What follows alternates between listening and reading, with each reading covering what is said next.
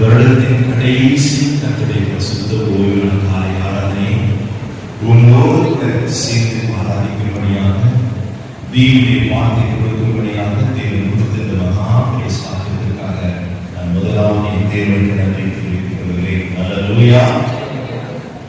சொல்ல மாட்டீங்களோ? அல்லேலூயா. சொல்ற சபையில் இருக்கிற எல்லா நீங்க அங்க சொல்லக்கூடாது. சொல்லுவோம் எல்லாரும் சொல்லுவோம். அல்லேலூயா. கர்த்தர் நல்லவர், கிருபை என்றும் உள்ளது. ஆமென். மீண்டும் ஆகும் மத்தியிலே விசேஷமாக இந்த புதிய ஆடை கட்டி முதல் முறையாக வருஷத்தின் கடைசியில் வரும்படியாய் கர்த்தர் கொடுத்த கிருபைகளுக்கான தேவனுக்கு நன்றி செலுத்துகிறேன். அதே நேரத்திலே சபை போது அவர்களுக்கும் சபையுடைய நிர்வாகங்களுக்கும் நான் இயேசுவின் நாமத்திலே நன்றி தெரிவித்துக் கொள்கிறேன். அருமையான ஆராதனை அருமையான நல்ல ஆராதனை. கர்த்தருக்கு ஸ்தோத்திரம். உயர்வாக பாடுகிறீர்கள். ஆனால் ஆராதனை கிளம்பி வெளியே போயிட்டு ரவுண்ட் அடிச்சுட்டு உள்ளவங்க இது காலேஜ் பள்ளிக்கூடம் அல்ல, சபை. நாம் ஆராதிக்கிறது மனுஷனுக்கு அல்ல, ஜீவனுள்ள தேவாலய தேவனுக்கு ஆராதிக்கும் என்ற பயத்தோடு கூட ஆராதனை நேரத்தை அப்படி இப்படி ஓடாமல் நாம் தெய்வம் உறுதி செய்வோம் என்று சொன்னால் கர்த்தர் உங்களை ஆசீர்வதிப்பார். வருஷத்தின் கடைசியில் வாலிபர் ஆராதனையாக இருந்தாலும் வாலிபர்களும் பெரியவர்களும் ஒரு நிமிஷம் நம்மை இந்த கடைசி ஞாயிற்றுக்கிழமையிலே தேவ சமூகத்திலே தேவனுடைய வார்த்தைக்கு முன்பதாக நம்மை நிறுத்தி நிதானித்து பார்த்து புதிய ஆண்டுக்குள் பிரவேசிக்க கர்த்தர் நமக்கு உதவி செய்தவராக நம்மை ஆராய்ந்து பார்க்க சரி செய்ய வேண்டிய காரியங்களை சரி செய்வது புதிய ஆண்டுக்குள் இயேசுக்குள் புது சிருஷ்டியாக பிரவேசித்தார்.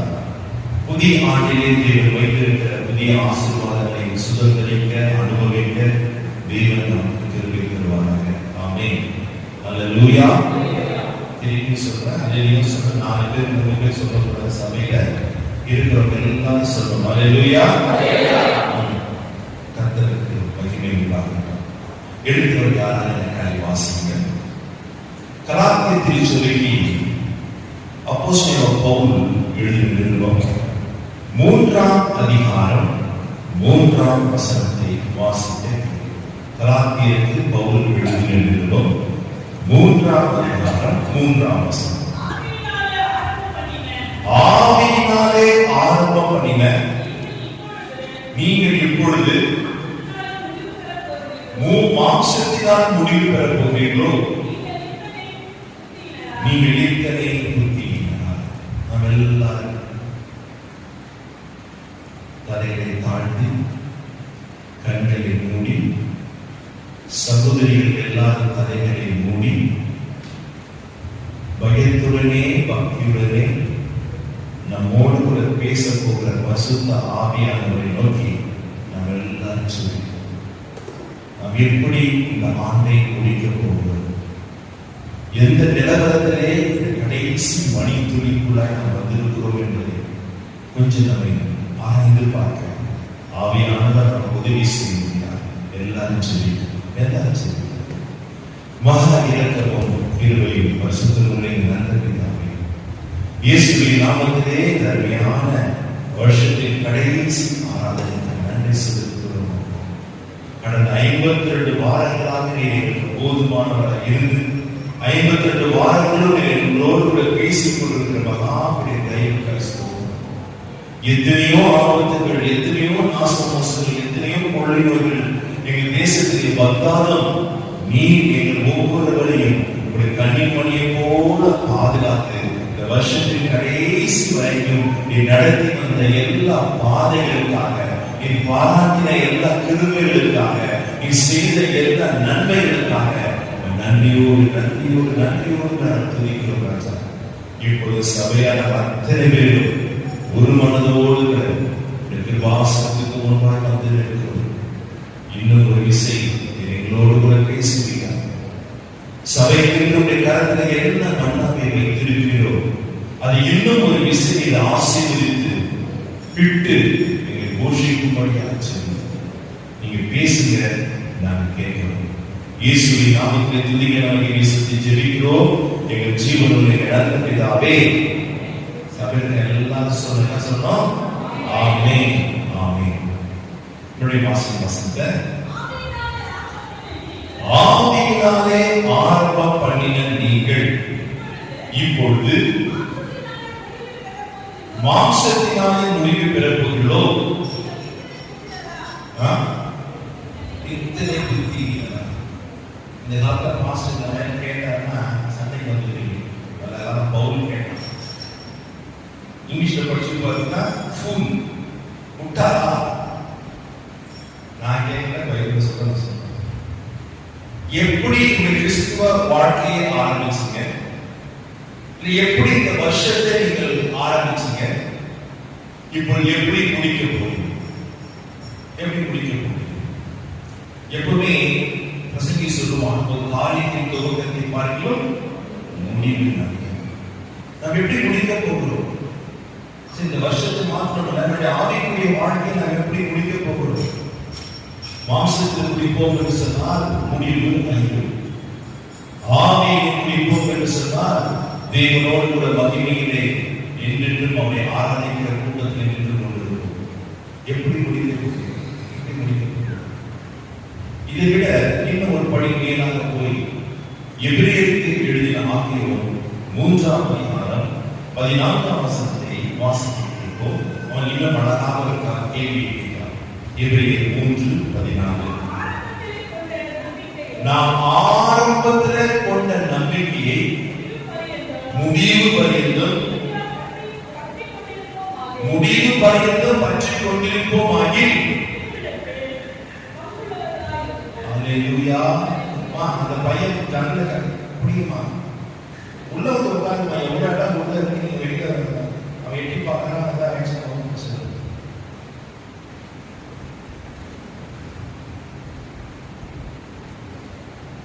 கொஞ்சம் பாருங்க தயவுசெய்து. சரி, வாசிங்க, வந்து வாசிங்க. அதே வசனம் வாசிங்க. அடுத்த வசனம் சொல்லுங்க. நாம் ஆரம்பத்திலே கொண்டிருந்த நம்பிக்கையை முடிவு பரியந்தம் பற்றி கொண்டிருப்போமாகில் கிறிஸ்துவிடத்தில் பங்குள்ளவர்களாக இருப்போம். ஆரம்பத்துல எப்படி ஆவியில ஆரம்பிச்சு, ஆரம்பத்துல எப்படி கர்த்தர் மேல நம்பிக்கை உள்ளவர்களாய் இருந்து அதே வழியில முடிவு பரியந்த நிலைத்திருந்தால் நாம் யாரிடத்தில் பங்குள்ள இருப்போம்? கிறிஸ்துவிடத்திலே பங்குள்ளவர்களாக. நம்ம கொஞ்சம் நிதானித்து பாருங்க. யாராவது சரி, வாலிபர் ஆராதனை பார்த்தா அவங்களுக்கு எல்லாரும் பார்த்தா சின்ன சின்ன பொருளாக இருக்கீங்க, சின்ன சின்ன பசங்க தான் இருக்கிறீங்க, எல்லாருக்கும் செய்தி. நம்ம இன்னைக்கு எப்படி ஆரம்பிச்சோம், வேதத்தில் இருக்கு. நான் 3 வேதாந்த கதாபாத்திரத்தை உங்களுக்கு முன்பு தான் கொண்டு வந்து இருக்கிறேன். 2 பேர் ஆவியிலே ஆரம்பிச்சு மாம்சத்திலே முடிப்பவர். ஒருவர் மாத்திரம் மாம்சத்திலே ஆரம்பித்து மகிமையாய் ஆவியிலே முடிப்பவர். இந்த 3 பேர்ல நாம் எந்த கூட்டத்தில் இருக்கிறோம், எப்படி இருக்கிறோம் என்பதையும் நாம் பார்த்துக்கொண்டு, ஒருவேளை மாம்சத்தில் முடிக்கிறவர்களா இருந்தால் இன்றைக்கு நாம் மனம் திரும்பி ஆவியை முடித்து மகிமையிலே ஆண்டவரோடு பங்குள்ள பிள்ளைகளை வாழ்வதற்கு மாறுவதற்கு இன்றைக்கு தேவன் நமக்கு உதவி செய்வாங்க. அல்லேலூயா. நான் முதலாவது ஒரு வார்த்தை சொல்கிறேன். நியாயாதிபதிகளின் புஸ்தகம் 13ஆம் அதிகாரம் கடைசி வசனத்தை வாசிங்கள். நியாயாதிபதிகள், அது குழந்தை இருக்கிறோம், மைக்கு சொன்னீங்க, வசனம் மாட்டீங்களா?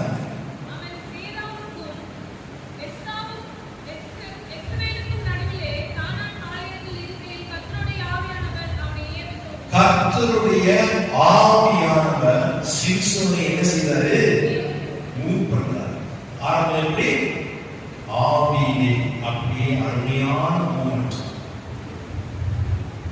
கையில ஒன்றும் இல்லாதவனாய் இருந்தும் ஒரு ஆட்டை கிழிப்பதை போல சிங்கத்தை கிழித்தார். நம்மளால ஆட்டை கிழிக்க முடியுமா? அதுவே முடியாது. எங்க சிங்கத்தை வீட்டுக்கார போட்டு கிழிப்போம், அப்படிதான் தெரியும். ஆனா எது தெரியாது? சிங்கத்தை கிழிக்க தெரியாது. காரணம், நீங்க நினைச்சாலும் அப்படியே ஜிம்ல போய் எக்ஸசைஸ் பண்ணி அந்த டபிள்யூ வர பார்த்தியா, அந்த மாதிரி அவன் கிடையாது. கர்த்தருடைய ஆவியானவர் அவன் மேல் 300 நரிகளை பிடித்து ஒரு வாரம் கட்டி அதன் தீர்ப்பத்தை வச்சு பெலிஸ்தருடைய வேளாண்மையை அவனை செழிப்பை ஒரே பயன்படுத்த. நம்மளால ஒரு நாய் பிடிக்க முடியாத 2 நாய் கட்ட முடியுமா? அவ்வாறு நிறைய குற்றம். காரணம், ஆவியும் நடத்துறார், மூவ் பண்றார். ஆனா அவருடைய முடிவு தெரியுமா? அதே நியாய புஸ்தகம் 16:30 வாசித்தீங்கன்னா, இன்று நான் பெலிஸ்தரோடு நான் என்ன செய்கிறேன், செத்து போகிறேன், மாண்டு போகிறேன் என்று சொல்லி சத்துருவோடு சத்துருவாய் மறித்து போனான்.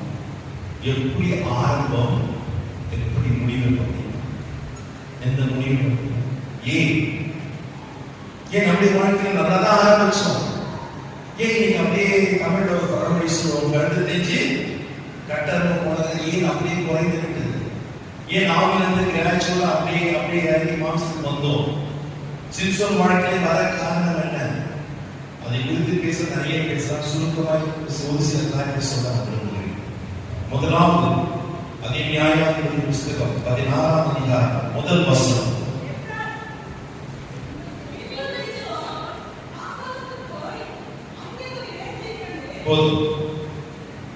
அவரை எந்த ஊருக்கு போறோம் முதல்ல யார் பார்ப்பாரு? கண்களில் இச்சை. அவர் எங்க படுத்து தூங்குவாரு? தெளிதாரின் மடியில தான் படுத்து தூங்குவார்.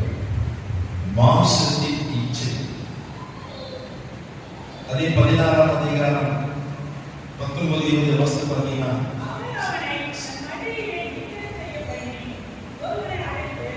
அடுத்த வசனம்,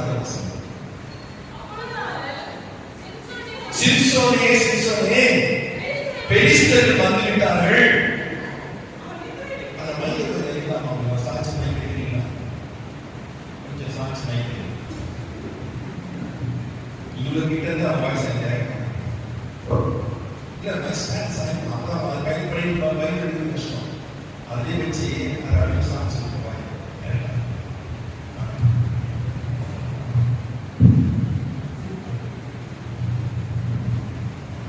எல்லா வசதியும் சரி. அதுதான் ஸ்பெஷலாக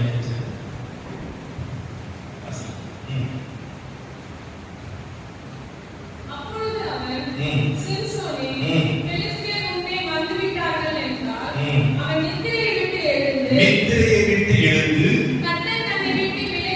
கர்த்தர் தன்னை விட்டு விலகினதை அறியாமல் எப்போதும் போல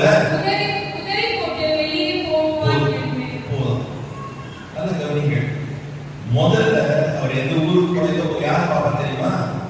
இயேசு. கண்களின் இச்சை.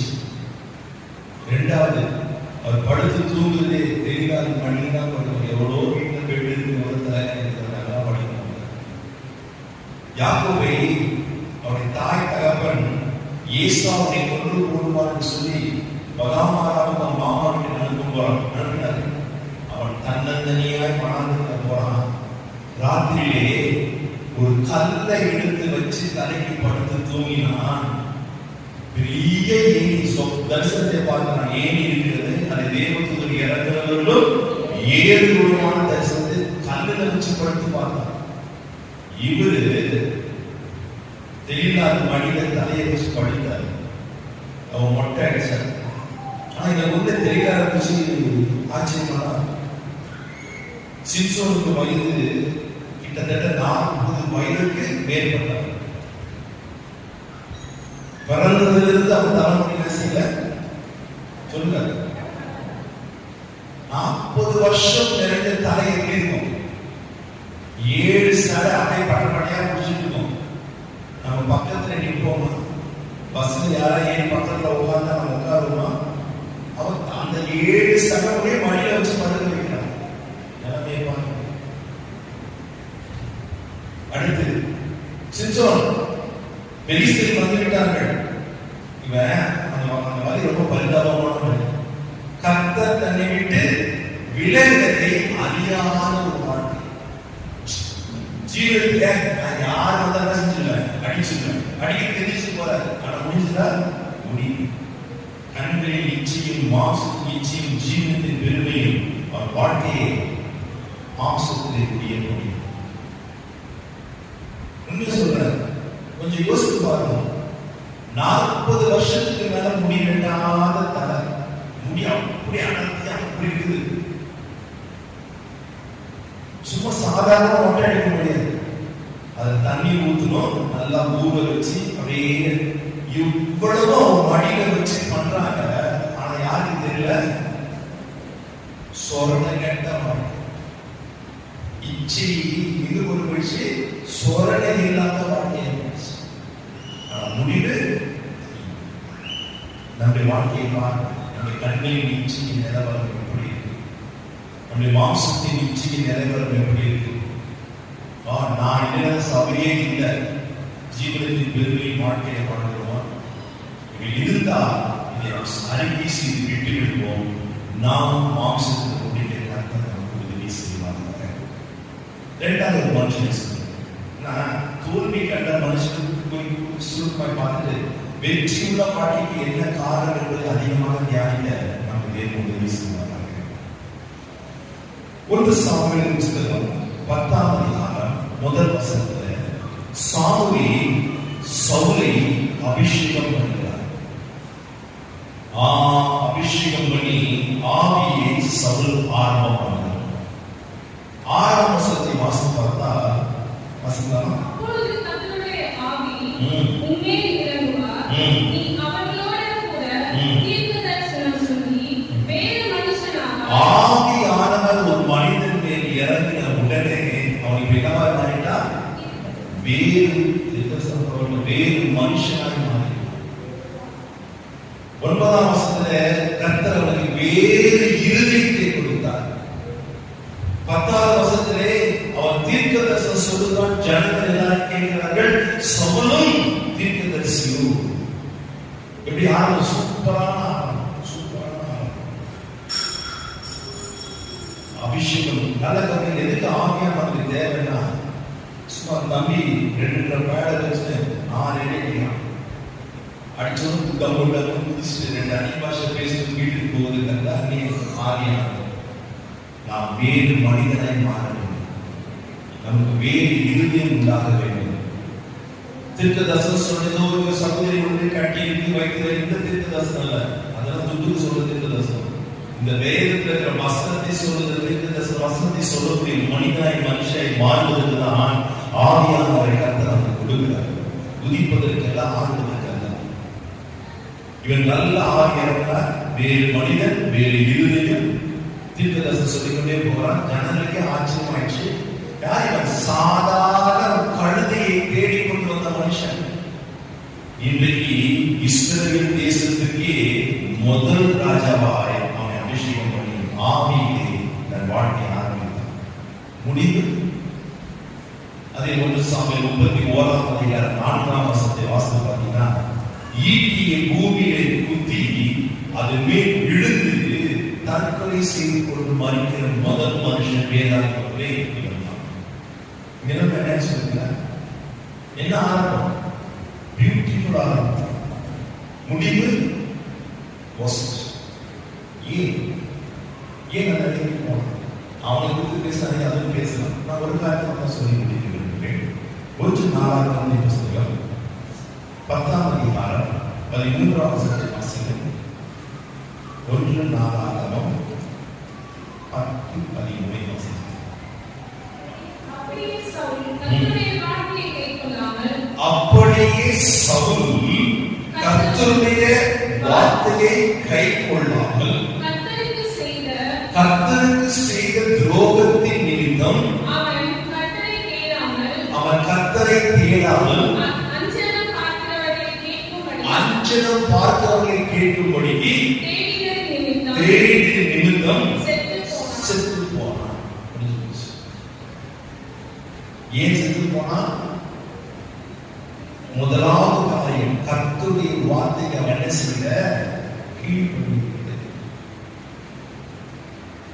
யாத்திராகமத்தை படிக்கிறோம்னா யாத்திராகமத்தின் 17ஆம் அதிகாரத்திலே ஆண்டவர் சொன்னார், மோசே ஒரு புஸ்தகத்தை எடுத்து எழுதி வானத்தின் கீழ் எங்கேயும் அமலேக்கர் இல்லாதபடிக்கு நான் அவன் முழுதுமாய் சங்காரம் பண்ணுவேன் என்று எழுதுவேன். அவர் வாழ்க்கையின் ஓட்டத்தை முடிக்கும் போது சொல்லுகிறார், மோசே யோசுவாவுக்கு ஆதி கேட்க அதை சொல். அதே நடந்துச்சு. அதே அந்த வார்த்தையை நிறைவேற்றுவதற்காக சவுலை அபிஷேகம் பண்ணி ராஜாவா வச்சு போய் அமலேக்கரை குழந்தை, மிருகம், ஆடு, மாடு, ஒட்டகம் எல்லாத்தையும் அடிச்சான். சங்காரம் பண்ணி வான்னு சொல்லி அனுப்பினார். சத்துருவை கையில ஒப்பும் கொடுத்தார். ஆனா கர்த்தருடைய வார்த்தைக்கு முழுமையா கீழ்ப்படியாமல் ராஜாவை உயிரோடு பிடிச்சிட்டு நல்ல கொழுத்த ஆடு மாடுகளை அவன் தன்னை ஊருக்கு கொண்டு வந்தான். இந்த விஷயத்துல கர்த்தருக்கு பண்ண துரோகம் தெய்வனுக்கு மறக்க முடியும். நான் எந்த காரணத்தை சொன்னேன், அதை நிறைவேற்றுவதற்கு ஒரு வேண்டிய சகல காரியத்தை சொல்லி காமிச்சா, என் வார்த்தைக்கு நீ கீழ்ப்படியாமல் எனக்கு என்ன செய்தாய்? துரோகம் பண்ணாய். இரண்டாவது, நீ யாரை தேட தெரியுமா? கர்த்தரை தேடணும். நாம் யாரை தேடணும்? கர்த்தரை தேடணும். நாம் யாருடைய வார்த்தைக்கு கீழ்ப்படியணும்? கர்த்தருடைய வார்த்தைக்கு கீழ்ப்படியணும். இந்த வருஷம் 52 வாரம் ஆண்டவர் ஒவ்வொரு வாரமும் ஒவ்வொரு இடத்துக்கும் ஒவ்வொரு பேசியிருக்கிறார். ஆமாவா இல்லையா? பேசலையா? நான் வந்ததானே இதை பேசுறேன் சபைக்கு. அப்படியா? அப்படியே நான் வந்து செய்தி குறிச்சி என் ஆத்மாவுக்கு கத்திரி சுத்தத்தை சொல்லும் போது தான் வருவோம். அப்படின்னு பேசுறாரு. அப்படியா? பேசி கீழ்படுத்திருக்கோமா? உங்க சபை போதுல இந்த போது மாதிரி எந்த போது இருந்தாலும் உங்களை பார்த்து சபைக்கு லேட்டா வாங்க, நம்ம லேட்டா வாங்க சொல்றாரு. என்ன சொல்றாரு? எங்க வரைக்கும் கீழ்படுத்தீங்களா? இந்த ஒரு விஷயத்தை கீழ்படுத்தீங்களா? எல்லாரும் லாட் 10 மாதிரி அப்படியே 9 மணிக்கு 9:45 10 மணிக்கு வந்து சத்திரமாய் சர்ச்சா சத்திரமா இல்ல பிலிக்ஸ் மேல எக்ஸ்பிரஸ் அவனியமா உங்க இஷ்டம் போல வந்து இஷ்டம் போல எக்ஸ்பிரஸ் போறது என்ன சபையா? என்ன இயேசு தம்மை வெளியேறப்பட்ட ரத்தத்தை சிந்தி இந்த சபையை சம்பாதித்து இதில் எண்ணெயும் உங்களையும் தேவன் நாட்டி வைத்திருக்கிறார். கீழ்ப்படியோ இல்லையே? நீ என்ன சொல்றது? அந்த மாதிரி சொல்லுங்க. நான் என்ன கேட்குறேன்? ரொம்ப பேசினா நான் 24 ஹவர்ஸ் பாஸ்டர் தண்ணியில காட்டுக்கு மாற்றிடுவோம். மாத்து உன்னை ஆண்டவர் மாத்து வருவாரு. அவியாத அக்னிக்கு மாற்றுவார். கீழ்படுத்தல சுத்தமா கிடையாது. அதனால்தான் முடிவு மாம்சம் சொல்லுது. யாரை தேடல? கர்த்தரை தேடல. யாரை தேடினான்? தேடக்கூடாததை தேடுகிறான். தேட வேண்டியதை தேடவில்லை.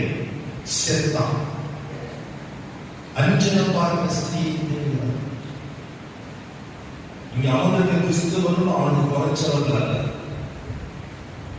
உங்க வீட்டுல நாளைக்கு உங்க பையனுக்கு பொண்ணுக்கு கல்யாணம்னா முதல்ல கேரக்டர் பார்ப்போம். நல்ல நாள் இது, கெட்ட நாள் இது, அஷ்டமி இது, அமாவாசை இது, ஜோசியை ஜாதக பொருள் ஜோசியை பார்க்கணும். நாள் கிழமை எல்லாம் பார்க்கணும். செவ்வாய்க்கிழமை கல்யாணம், செவ்வாய்க்கிழமை நல்ல நாள் வைக்கக்கூடாது. ஆண்டவர் ஒவ்வொரு நாளும் முடிஞ்சது இது நல்லதுன்னு சொல்றது, கெட்டதுன்னு சொல்லவே இல்லை.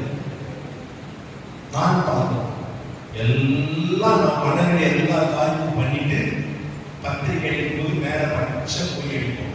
இது கர்த்தரால் உண்டானது. உண்மை கர்த்தராச்சு பண்ண சேர்த்த ஃபுல்லா நீ ஆனா எங்க கொண்டு போயிட்டோம். இதுதான் இன்னைக்கு நான் பார்க்க சொல்றேன். கிறிஸ்தவர்கள் மந்திரவாதிகளை போய் பார்க்கிறாங்க. மந்திரவாதிகளே அடுத்த குடும்பத்து சூனியம் வைக்கணும், அது கூட பார்க்க போறாங்க. செத்தான். அதான் கேள்வி. தயவு செய்து சபையை வருஷத்துக்கு கடைசியில் வந்திருக்கிறோம், கொஞ்சம் மனம் திரும்பணும். அட்லீஸ்ட் அடுத்த வர 2024 ஞாயிற்றுக்கிழமை முதல் ஆராதனை இந்த மாதிரி விஷயத்துக்கு வந்து உள்ள உட்கார்ந்து ஒரு தீர்மானம் எடுங்க. எத்தனை மணிக்கு ஆராதனை அதுவே தெரியாது. எத்தனை கரெக்டாக இருக்கிறோம். நான் திருப்பி மறுபடியும் உறுதிப்படுத்தேன். எத்தனை இருக்குது 8 மணி சர்வீஸ். எத்தனை மணிக்குள்ள இருக்கணும்? நம்ம 8 நீங்க 8:25 சொல்றோம், இல்லை 8 கரெக்டாக சொல்றோம். நம்ம எங்க வரோம்? 9 செய்தி ஆராதனை முடிஞ்ச பிறகு வந்து செய்தி ஆரம்பிச்ச பிறகு அப்படியே வந்துட்டே இருக்கிறாங்க. மனம் திரும்பணும், மனம் திரும்பணும். அட்லீஸ்ட் இது கடைசி சண்டை. போன வருஷம் ஃபுல்லா நம்ம பார்த்தாங்க. கொரோனால பல கோடி செலவு பண்ணி எஸ்பி பாலசுப்ரமணியம் என்ன செஞ்சாரு? செத்தாரு. நம்ம நீங்க நல்லா இருக்கிறோமா? சுகமா இருக்கிறோமா? எவ்வளவு நன்மை செஞ்சிருக்காங்க. இந்த வருஷத்துக்கு கடைசி கொஞ்சம் முன்னால வந்து ஆண்டவரே நன்றியப்பா ஸ்தோத்திரம் சொல்ல முடியலன்னா உங்களுக்கு இவ்வளவு நன்மை செய்யறதுக்கு ஆண்டவர் துக்கப்படுவார். கொஞ்சம் கூட ஒரு கிராட்டிடியூடே இல்லையே. கிராட்டிடியூட் நன்றி எந்த உள்ள இல்லையே. இருந்த இருவசமா உட்காருங்களா? உட்கார முடியுமா? இல்ல. அந்த இறுதி இல்ல, கல்லான இறுதி, கடினமா போச்சு. ஊழியக்காரர்களோ ஆவியானவரோ பேசின அந்த வார்த்தை கல்லான இறுதியில பட்டு விவசாயம் இருந்து உள்ள போக மாட்டேங்குது. சௌத்திரட்சம் வந்து வயசு வார்த்தை திரும்பி வந்து ஏன் கடினப்பட்டு போயிட்டு இன்று அவருடைய சத்தத்தை கேட்கிறார்கள். வனாந்திரத்தை கோபம் போட்டது போல ஒரு இருதயங்களை கடினப்படுத்தாதீர்கள், மனம் திரும்புங்கள். இதுல மனம் திரும்புங்கள். மதத்தை எவ்வளவு பேர் தேவை நாம் ஆராதிக்கிறோம். இப்படியாவது நீங்க சென்ட்ரல் ஸ்டேஷன்ல எக்கோ ஸ்டேஷன்ல இருக்கிற பாண்டியன் நெல்லை எக்ஸ்பிரஸ்க்கு கொடுக்கிற மரியாதையை கூட நீங்க யாருக்கும் கொடுக்கறதில்ல. 9 மணிக்கு எத்தனை மணிக்கு போறீங்க ஸ்டேஷனுக்கு? ரிசர்வ் பண்ணியிருந்தாலும் 8:30 உட்கார தெரியுது. ஆனா இங்க வந்து வர முடியும். மாமிசம் மாமியான உள்ள இருந்தா எப்படா சங்கீதக்கார சொன்ன பாத்தீங்களா? கர்த்தரே நாதன் கோபம் வாருங்கள் என்று சொல்லப்போது எனக்கு அந்த மகிழ்ச்சி இருக்கணும். நேற்று மகிழ்ச்சி நாளை காலை சர்ச்சைக்கு போன ஆராதிக்கணும், நேற்று துதிக்கணும், தொழுது கொள்ளணும், பாடணும். அந்த உச்சத்தை நேற்று வந்துட்டு இன்னைக்கு என்ன காலை வரணும்? விசுவாசத்தில் வர்றது ரொம்ப தப்பு. அதை விட ஊழியக்காரர்கள் வருவது ரொம்ப ரொம்ப தப்பு.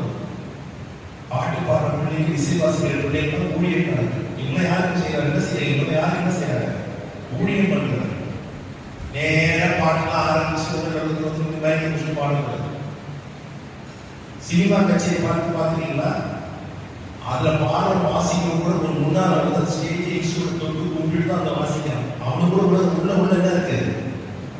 நம்ம நேரம் வந்தவங்க ஸ்பீக்கர் தூக்க வேண்டியது, மைக்க குடிக்க வேண்டியது, அடிக்க வேண்டியது, பாட வேண்டியது. நீங்க கர்த்தருடைய ஊழியத்தை செஞ்சும் நீங்க சாபத்தை சம்பாதிக்க கூடாது. ஊழியம் செஞ்சு ஒரு சாபம் சம்பாதிக்க முடியுமா? முடியும். வசனம் இருக்கு. கர்த்தருடைய ஊழியத்தை அசதியாக செய்கிறவன்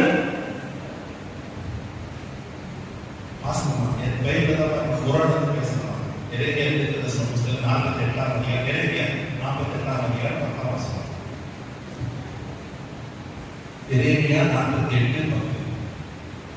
கர்த்தருடைய வேலையை அசதியாக செய்கிறவன் சபிக்கப்பட்டவன். போதும். நீங்க என்ன வேலை செய்றீங்க? யார் வேலை செய்றீங்க? பாஸ்டர். அது எப்படி செய்யணும்? அசதியா 8 மணி ஆராதனை கேட்டு கிடையாது.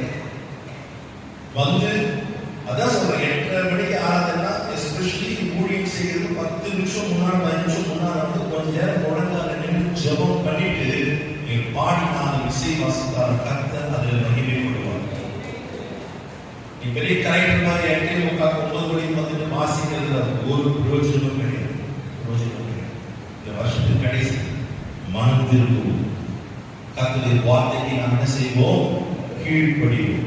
கர்த்தரை தேடுகிற விதமாய் தேடுவோம். அஞ்சனம் பார்க்கிற ஜோசியக்கார மந்திரவாதியெல்லாம் போகாமல் நான் கர்த்தருக்குள்ள போனால் என் வாழ்க்கையால் சகலத்தையும் நன்மையாக செய்து முடிப்பார். இவர்களெல்லாம் ஆவியை ஆரம்பம் பண்ணி மாம்சத்தில் முடித்தவர் ஒரு நபர், பக்கா மாம்சம், வஸ்ட் மாம்சம், ஆனால் முடிவில் ஆவியை மகிமையாய் முடித்தார். வாசிக்கலாமா? யோசுவாவின் புஸ்தகம் 2ஆம் அதிகாரம் முதல் வசனம். யோசுவாவின் புஸ்தகம் 2ஆம் அதிகாரம் முதல் வசனம். நூனின் குமாரனாகிய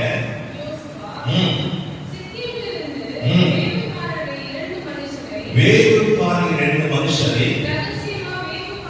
ரகசியமாய் வேறு பார்க்கும்படி அனுப்பி நீங்கள் போய் தேசத்தையும் எரிகோவை பார்த்து வாருங்கள் என்றான். அவர்கள் போய் ராகாப் என்னும்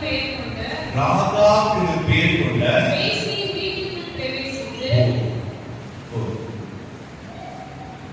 எரிகோ பட்டணத்தை பிடிக்க போகிறார். யோசுவா என்ன செஞ்சான்? 2 ஸ்பை வேறுகார உளவுக்கு அவங்க 2 வாய்கள் கூப்பிட்டு எரிகோவுக்கு போய் எப்படி போலாம், அந்த தேசத்துடைய பலன் என்ன, அந்த தேசத்துடைய பலவீனங்கள் என்ன, நாம் எப்படி அப்ரோச் பண்ணா அந்த தேசத்தை பிடிக்கலாம் என்பதை நீ நைஸா ரகசியமாய் போய் உளவு பார்த்துட்டு வாங்க என்றாங்க. 2 பேர் எங்க போனாங்க?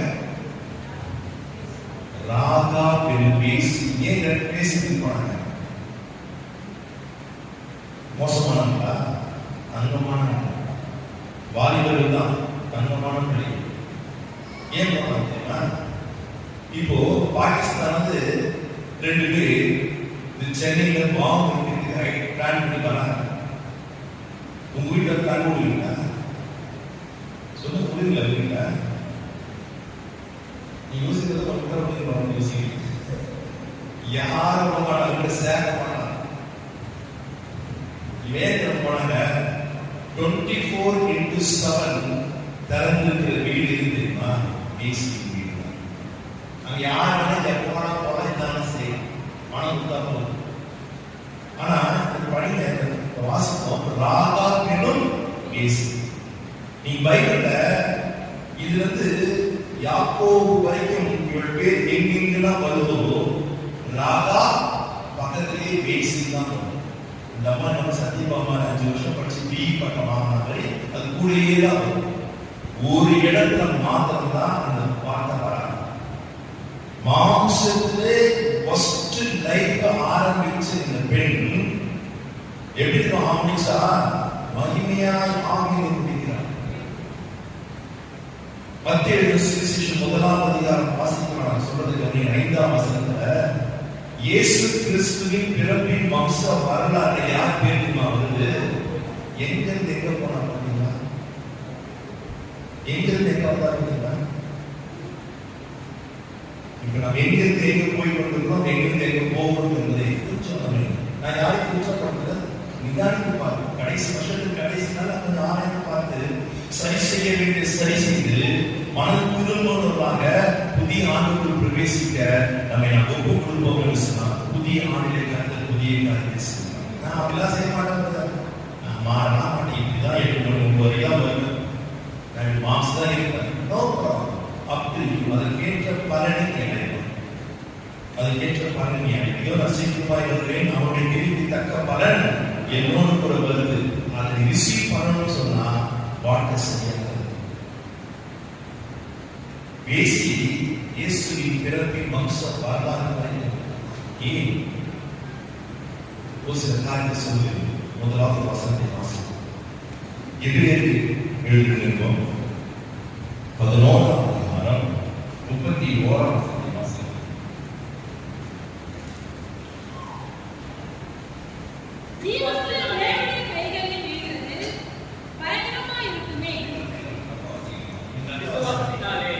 விசுவாசத்தினாலே ராகா என்னும் பேசி வேறுகாரனை சமாதானத்தோடு கூட ஏற்றுக்கொண்டு கீழ்ப்படியாதவர்கள் கூட சேதம் ஆகாதிருந்தார். என்ன அருமையான அவன் வீட்டுக்குள்ளே அவள் ஏற்றுக்கொண்ட 2 பேரும் யாரு? வேறுகாரன் உலகம் பார்க்கிறார்கள். அந்த 2 பேரை ஏற்றுக்கொண்ட பிற்பாடு அதுவரைக்கும் கீழ்ப்படியாத பிள்ளைகளை போல வாழ்ந்த வாழ்க்கையை நிறுத்திட்டு பாவத்தினால் தன்னை சேதப்படுத்தாதபடிக்கு தன்னை காத்துக் கொண்டார். அதான் ஃபர்ஸ்ட் மனம் திரும்புதல், ரிப்பன்டன்ஸ். அதுவரைக்கும் 2 வேதக்காரர் வீட்டுக்கு வருகிற வரைக்கும் அவர் கீழ்ப்படியாத பிள்ளைகளை போல இந்த மாம்சத்தின்படி பேசி தொழிலை செய்து கொண்டிருக்கிறார். பாவத்தினால் தன் ஆத்மாவை சரீரத்தை அனுதினமும் சேதம் பண்ணிக்கொண்டே வாழ்ந்து கொண்டிருந்தார். ஆனா என்னைக்கு 2 வேதக்காரர் அவங்க வீட்டுக்குள்ள வந்துட்டாங்களோ அவன் வாழ்க்கையில் அதுக்கப்புறம் அதை என்ன செய்யல, அந்த பாவம் செய்ய என்ன மனம் திரும்புதல், என்ன மனம் திரும்புதல். ஐயா, அவள் ஏற்றுக்கொண்டது 2 வேதக்காரர்கள். நானும் நீங்கள் ஏற்றுக்கொண்டிருக்கிறது ஆண்டவராகிய இயேசு கிறிஸ்துவை, உலக ரட்சகரை எனக்கு உங்கள் ரட்சகராக ஏற்றுக்கொண்டிருக்கிறோம். நாம் கீழ்ப்படுகிறோமா? பாவத்தினால் சேதமாகாமல் என் ஆத்துமாவை நான் காத்துக் கொண்டிருக்கிறோமா? ஆனால் மேசி நேற்று வரைக்கும் தொழிலே அவர்கள் அதுதான். அந்த 2 சாதாரண வேலைக்காரர் உள்ள வந்த பிற்பாடு அதுக்கப்புறம் அவர் தொழிலே செய்யுது. நீ எப்படி செய்யணும்னு சொல்லி கேட்கலாம். வசனங்களுக்கு வாசிக்கலாம். யோசுவாவின் புஸ்தகம் 2ஆம் அதிகாரம் 7ஆம் வசனம். அந்த மனுஷர் யோர்தானுக்கு போகிற வழியில் துரைகள் மட்டும் அவர்களை தேட போனார்கள். அவர்களை தேடுகிறவர்கள் புறப்பட்ட உடனே வாசல் அடைக்கப்பட்டது. இனி யாரும் உள்ள வரக்கூடாது. இதுவரைக்கும் எப்ப வேணா வரலாம், எப்ப வேணா போறான்னு என் வீடு திறந்துச்சு. நான் இன்னைக்கு மனம் திரும்பிட்டேன். இனி இந்த பாவத்தினால் என் சரீரத்தையும் என் ஆத்மாவையும் சேதப்படுத்த மாட்டேன்னு அந்த தொழிலை நிறுத்தினால் மத்திய 1:5 வந்து நிற்கிறார். ஃபர்ஸ்ட் காரியம் நான் ஆகியே முடிவு சொன்னான். மனம் திரும்புறோம், திரும்பின நிலையிலே நிலைத்து நிற்கிறது. கடைசி வரைக்கும் சேதமாகலையே. இந்த வேதாகமத்தில் 3 புஸ்தகங்களை எழுதியவர் சாலமோன். நீதிமொழிகள், பிரசங்கி, உன்னதப்பாட்டு. அவன் பேர் விசுவாசத்தின் பட்டியல வரல. ஆனா யார் பேருக்கு வந்திருக்கு? பேசின் பேர் அந்த லிஸ்ட்ல வருதுன்னா அவர் வாழ்க்கையில எந்த அளவுக்கு பாவத்தை விட்டு ஓய்ந்து மனம் திரும்பி அவர் வாழ்ந்திருந்தால் அந்த பேர் அங்க வரும். அவர் வம்சத்திலே இயேசு பிறப்பார். என் வாழ்க்கையில நான் பாவத்தை விட்டு ஓய்ந்து இருக்கிறேன், இல்ல மறுபடியும் ரிப்பீட்டட்லி சேம் சின்ன பண்ணி வாழ்க்கை ஓட்டி கொண்டிருக்கிறோம். நான் எப்படி சொல்றேன், கிறிஸ்தவர்களுக்கு எந்த வசனம் தெரிஞ்சவர்களோ 2 வசனம் மனப்பாடமா தூக்கத்தை தட்டி எழுப்பணும்னு சொல்லுவோம். என்ன வசனம்? அது 2 தெரியாத பாருங்க. இயேசுவே பாவியாக எங்க செய்தெல்லாம் செஞ்சு விட்டு ஞாயிற்றுக்கிழமை வந்தோட இயேசுவே பாவியாக இயேசு கிறிஸ்துவின் ரத்தம் சகல பாவங்களை கழுவி சுத்திகரிக்க முடிஞ்சிருச்சு. திருப்பி வெளியே போறோம்னா அதே கட்டினாங்க. இது அப்படி செய்யுங்க, ராகா அப்படி செய்யுங்க. அன்னைக்கு விட்டதுதான். இதுதான் கர்த்தர் எதிர்பார்க்கிறார். இன்னைக்கு நீங்கள் எனக்கு தெரியாது. நான் பேசும்போது நான் நிச்சயமாய் உணர்கிறேன். ஆவியான சிலரோடு நேரடியாக கரெக்டா சொல்லியிருக்காரு. நீ அந்த விஷயத்திலிருந்து நீ மனம் திரும்பிடு. ஒரு வாழ்க்கையின் உள்ளிலும் ஆவியிலும் கர்த்தர் பேசுவார்.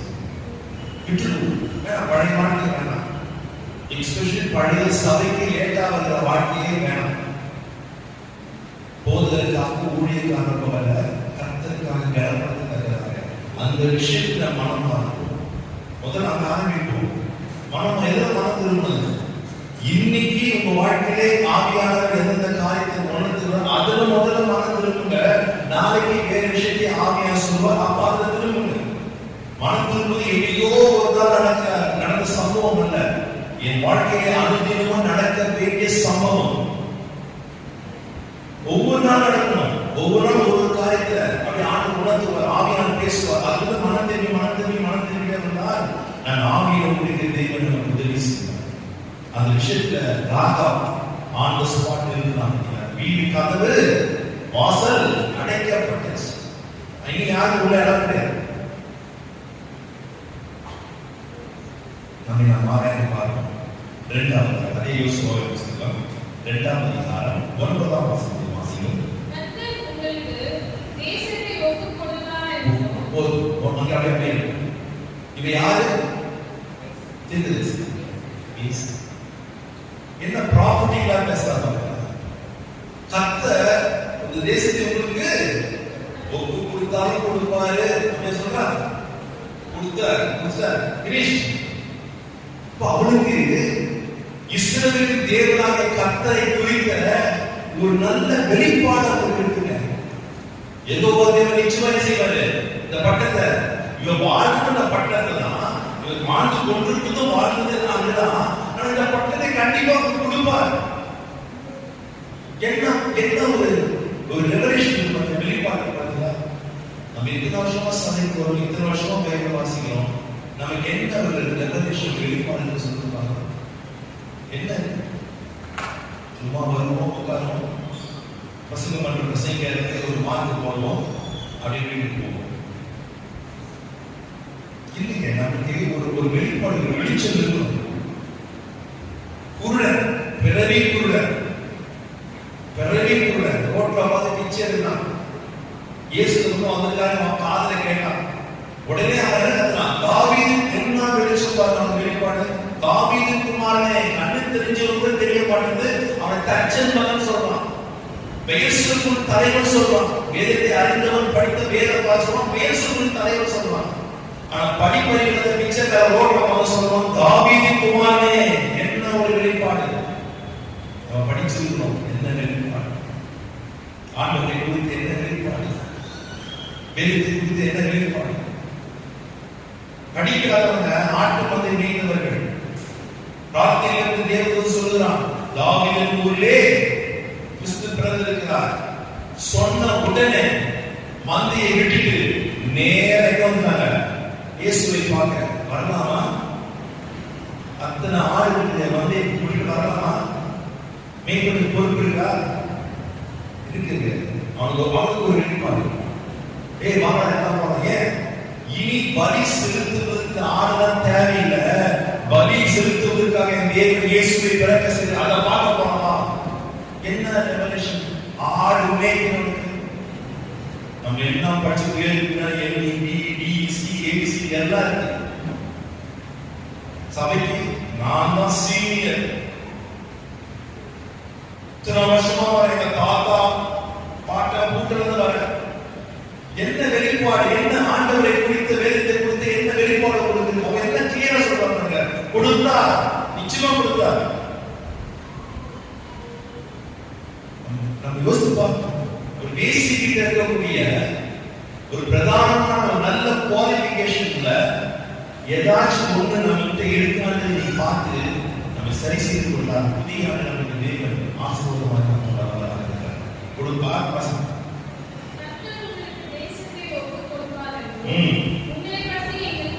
உங்களை பற்றி திகில் சொல்றா. கர்த்தர் உங்களுக்கு தேசத்தை ஒப்பு கொடுப்பார். உங்களை குறித்து, உங்கள் தேவனை குறித்து எங்க இருதயத்தில் என்ன இருக்கு? திகில். ஆராதனை செல்லாம் பேசுறது என்ன சபையில செல்ல பேசி செய்தி கொடுக்கணும். ராகா பேசிக்கு ஒரு பயம் இருக்கு. ஆனா சபையில உட்காந்து நமக்கு என்ன இல்ல? துணிகரம். ஆண்டுக்கு மாத்த பேசும்போது செல்லு பேசுவோம். என்ன இல்ல உடம்புல? கொஞ்சம் கூட பயம் இல்லை. நீ பேசுற பேசு, நான் செய்யற செய்ய.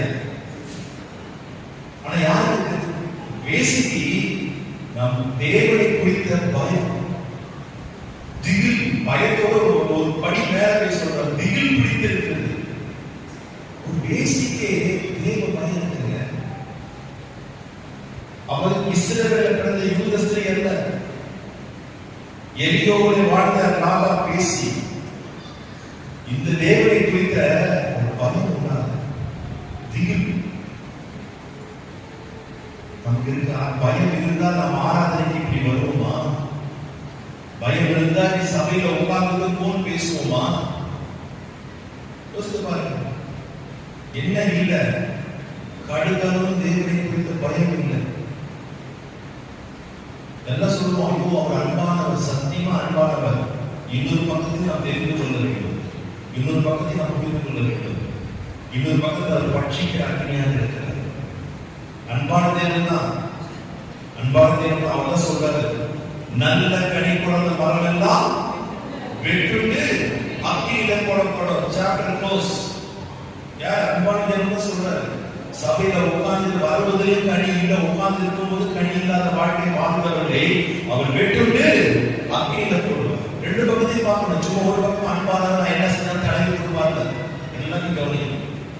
ஆனா ஒரு கேசிக்கு பயம் இருந்ததுனாலே அவர் வாழ்க்கையை பாருங்க. வாசமாக 6ஆம் அதிகாரம், யோசுவா 6ஆம் அதிகாரம் 23ஆம் வசனத்தை வாசிங்க.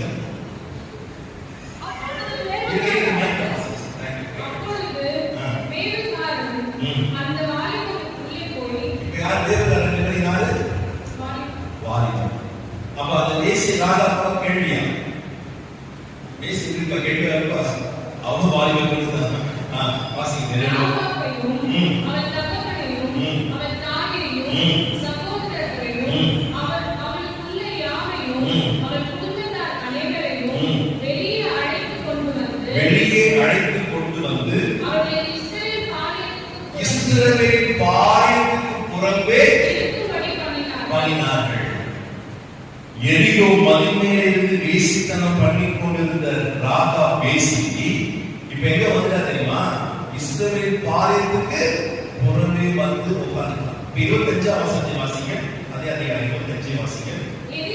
எரிகோவை வேவு பார்க்க யோசுவா அனுப்பின ஆட்களை ராகா என்னும் பேசி மறைத்து வைத்தபடியினால் அவளையும் அவள் தகப்பன் வீட்டாரையும் அவளுக்குள்ள யாவையும் யோசுவா உயிரோட வைத்தான்.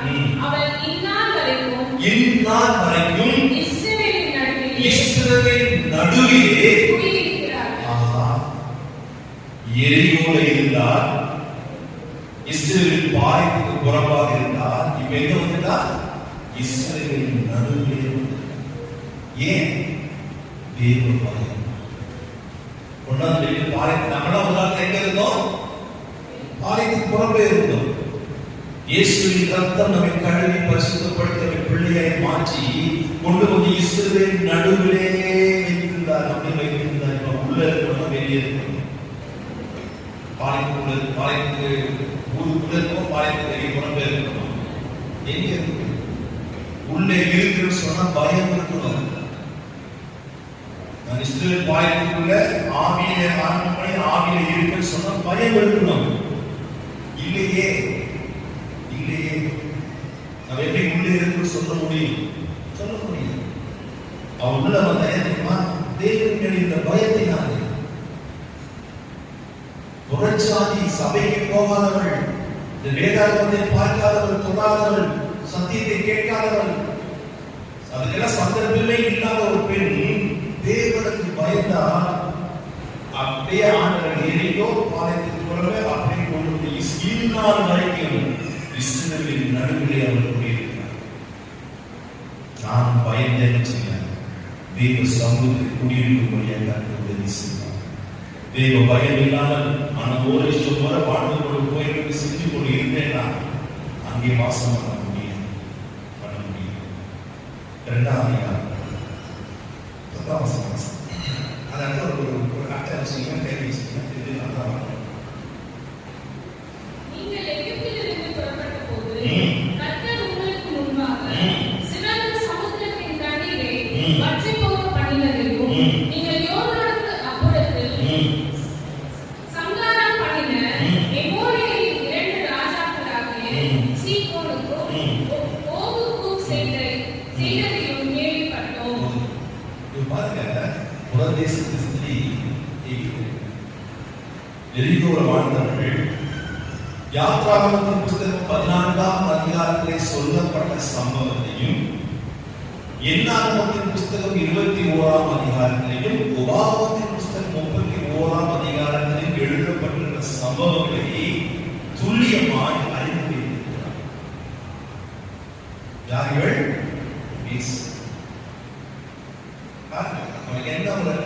என்ன ஒரு ஆண்டவரை குறித்த ஒரு அறிவை பைபிள் நமக்கு அநேக சம்பவம் யாருக்கும் தெரியாது, நிறைய பேருக்கு தெரியாது. நமக்கு தெரிஞ்சுன்னா ஒரே ஒரு சங்கீதம் 23 எல்லாமே அறிந்து. தூக்கம் வரலைன்னா அதுதான் முதல்ல படிக்கணும். எத்தனை வசனம் இருக்குதுல்ல? 6 வசனம். 6 வசனம் வாசிக்கும் போது 10 கொட்டாவி விட்டு அப்படியே மனதில் பக்கத்தில் அதான் தெரியும். இவர் சரித்திரத்தை அப்படி சொல்றாங்க. செங்கடல் பிளந்து எம்மோரி ராஜா அழிச்சிங்க. அவனுக்கு ஆண்டவரை குறித்த ஒரு நல்ல ஒரு அறிவு நம்ம கையில தேவன் பைபிளை கொடுத்திருக்காரு. முதல்ல இதை அறிஞ்சுக்கணுமா? இது அறிஞ்சுட்டு வந்தது எதுக்கு தெரியுமா? இதன் மூலமா நான் ஆண்டவரை அறிவதற்கு தான் கர்த்தர் இந்த பைபிளை கொடுத்திருக்காரு. பைபிள் அறிவதற்கு ஆபிரகாம் பத்தி, ஈசாக்கு பத்தி, யாக்கோபு பத்தி இல்ல. இவர்கள் மூலமா என் தேவன் எப்படிப்பட்டவர் என்ற அறிவை நாம் வளர்வதற்கு தான் இந்த வேதாகமத்தை கர்த்தர் நம் கையில் கொடுத்திருக்கிறார். நம்ம இன்னைக்கு கொண்டு வந்தோம், கொண்டு போய் வச்சோம்னா அடுத்த சண்டை திருப்பி அப்படியே கொண்டு வரும், திருப்பி அப்படியே கொண்டு போய் விட்டோம். செய்தி கொடுக்கும்போது நிறைய பேர் பைபிளை திறந்து அது என்ன அதிகாரம் என்ன வசனத்தை அதோட பார்க்க மாட்டாங்க, அப்படியே பார்க்கணும். அட்லீஸ்ட் இன்னைக்காச்சும் ஒரு நாள் கஷ்டப்பட திருப்பி அந்த புஸ்தகத்தை எடுப்பாங்க. ஒரு பேசிக் ஒரு அறிவு இருக்கு.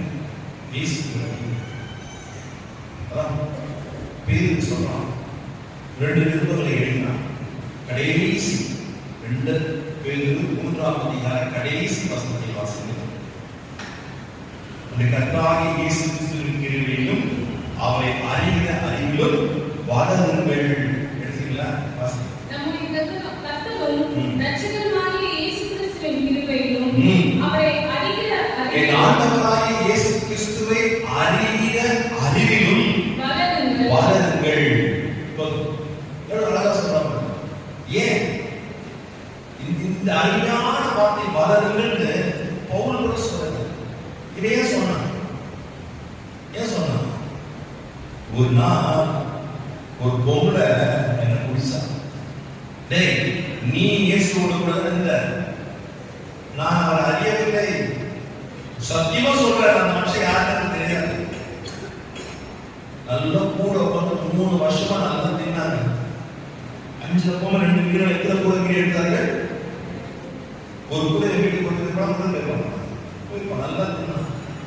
காரணம் கல்யாணத்தில் 2 பேர் கழிச்சு அடிக்குள்ள திராட்சை ரசம் முந்தின ரசத்தை பார்க்கலாம், பிந்தின ரசம் ருசி இருந்தது.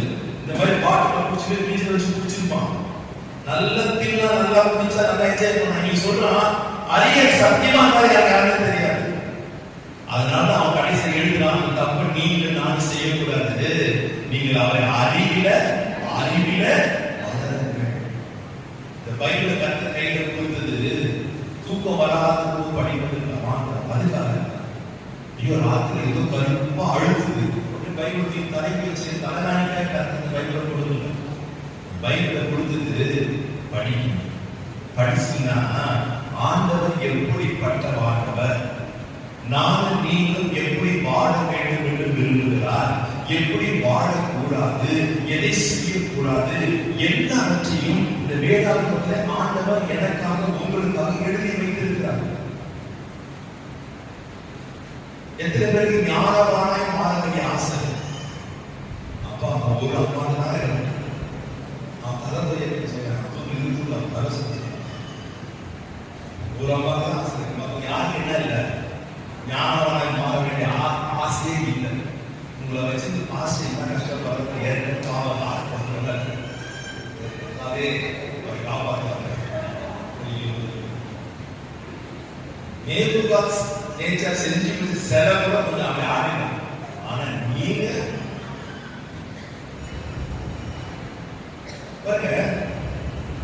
உலகத்துல மனித கூட்டத்தை 3 விதமா பிரிச்சுக்கலாம்.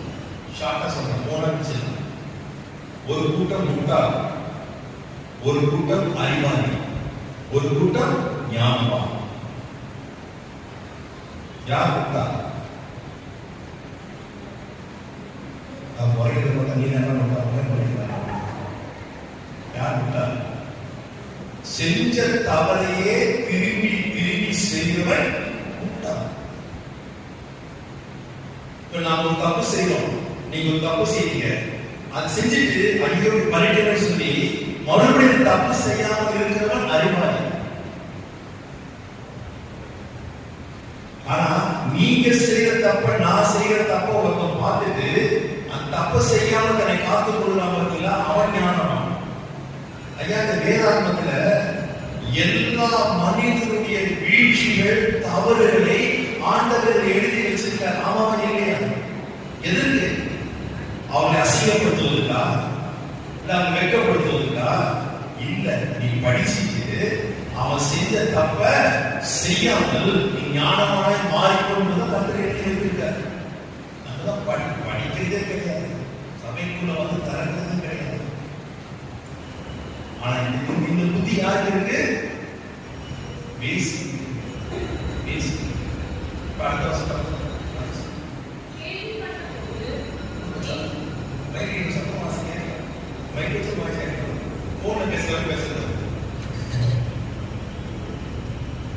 கேள்விப்பட்டபோது எங்கள் இருதயம் கரைந்து போயிற்று, உங்களாலே எல்லாருடைய தைரியமும் அற்று போயிற்று.